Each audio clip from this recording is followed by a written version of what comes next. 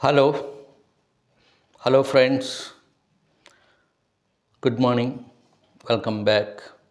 ఈరోజు ఒక ఆసక్తికరమైనటువంటి అంశంతో మీ ముందుకు వచ్చాను. అది ఏమిటంటే ఆన్లైన్ మోసాలకి అంతం ఎప్పుడు. తర్వాత ఆన్లైన్ మోసాలు ప్రతి ఒక్కరికి, ఫేస్బుక్తో పరిచయం ఉన్న వాళ్ళకి కానీ, ట్విట్టర్తో పరిచయం ఉన్న వాళ్ళకి కానీ, యూట్యూబ్తో పరిచయం ఉన్న వాళ్ళకి కానీ, ఈ మొబైల్ ఫోన్తో మరి ఇవాళ రేపు పరిచయం లేని వాళ్ళు ఎవరు లేరు. అందరికీ తెలుసు ఆన్లైన్ మోసాలు ఎలా జరుగుతున్నాయి, ఏంటి, ఎన్ని రకాలు ఉన్నాయి, అసలుకి డైవర్సిఫైడ్ నాలెడ్జ్తో వీళ్ళు మోసాలు చేస్తున్నారు. అదంతా మనం చూస్తున్నాం. ఆ అంశం మీద ఈరోజు మాట్లాడదాం అనుకుంటున్నాం. చూడండి, జంతారా అనే పేరు సైబర్ నేరాలు అనే పదానికి ప్రత్యామ్నాయంగా మారింది. ఆ ఊరు ఎక్కడ ఉందో చాలామందికి తెలియకపోవచ్చు, కానీ సెల్ ఫోన్ ఉన్న భారతీయులందరూ ఏదో ఓ సమయంలో ఆ ఊరి నుంచి ఫోన్ కాల్ అందుకొని ఉంటారు. మీకు లాటరీ తగిలిందనో, మీకు వచ్చే ఓటీపీ నెంబర్ చెప్పమనో, బ్యాంక్ మేనేజర్ మాట్లాడుతున్నట్లుగానో, ఇలా అనేకమైన తీపి కబుర్లతో జనాల సొమ్ముని కొల్లగొట్టడంలో ఇక్కడి ఆన్లైన్ నేరగాళ్ళది అందవేసిన చెయ్యి.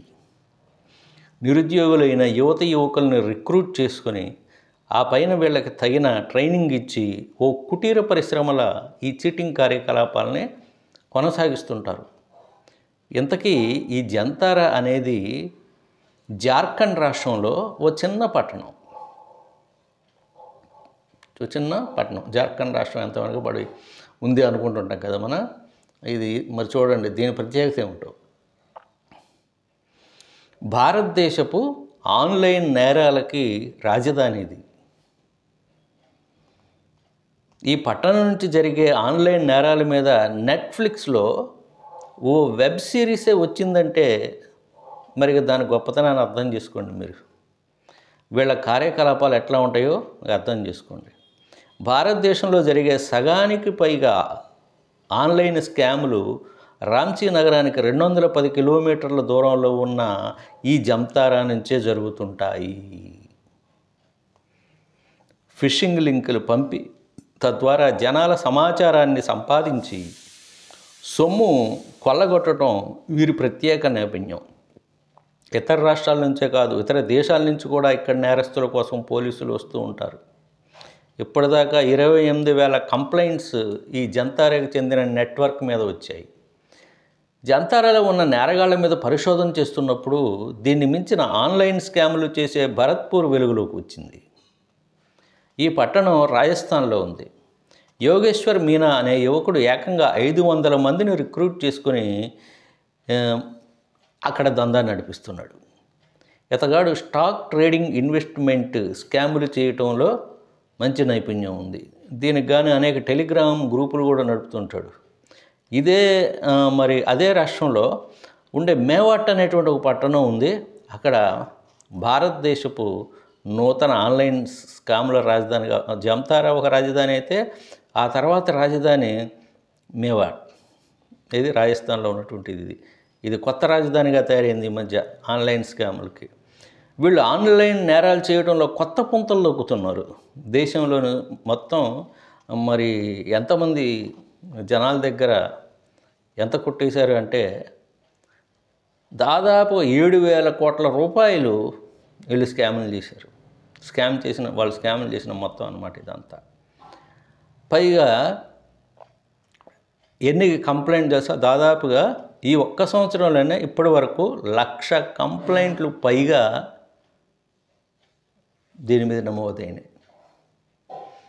ఇక ఏ రేంజ్లో ఉందో చూడండి అక్కడ పనితనం. ప్రజలు ఆకర్షణీయంగా వచ్చే మెసేజ్ని నమ్మడం మానుకోనంత వరకు వీరి ఆగడాలకు హద్దు ఉండదు. ఎన్ని దాడులు నిర్వహించినా తమ ప్రదేశాలను మార్చుకొని యథావిధిగా ఈ నేరస్తులు తమ పని చేసుకుపోతూనే ఉన్నారు. కేవైసీ అప్డేట్స్ గురించి మెసేజ్లు పంపటం, న్యూడ్ వీడియోలు పంపి చూసినందుకు మిమ్మల్ని అరెస్ట్ చేశారని బెదిరించడం, ఫిషింగ్ లింకుల ద్వారా మాల్వేర్ పంపి పాస్వర్డ్ల సమాచారం దొంగిలించటం, అబ్బో! ఇట్లా ఎన్నో ఎన్నో ఎన్నో వినూత్న పోకడలతో ఆన్‌లైన్ నేరాలకు పాల్పడుతుంటారు వీళ్ళు. ఈ మధ్యకాలంలో విపరీతంగా ఫేస్‌బుక్ అకౌంట్లు హ్యాక్ కావటం మనం చూస్తున్నాం. మీ మిత్రుల పేరుతో మిమ్మల్ని డబ్బులు అర్జెంటుగా పంపించమని మెసేజ్‌లు పెట్టడం కూడా చూసే ఉంటారు. ఏ అకౌంట్‌ని హ్యాక్ చేయాలన్నా ముందు దానికి నమ్మకంగా అనిపించే ఫిషింగ్ లింక్‌ని ఆకర్షణీయమైన యాడ్స్ రూపంలోనో, మెసేజ్ రూపంలోనో పంపిస్తారు ముందు.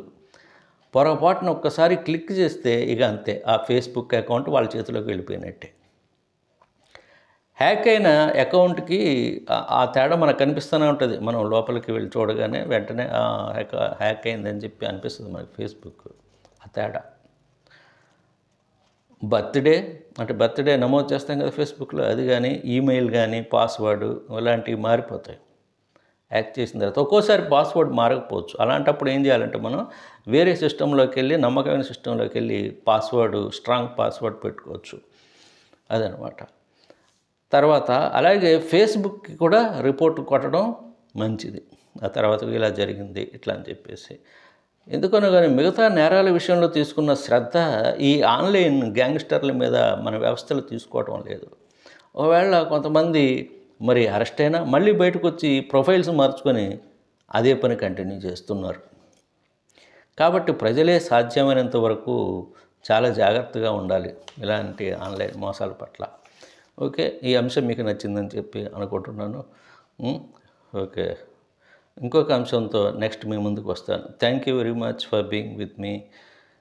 Okay. Have a nice day.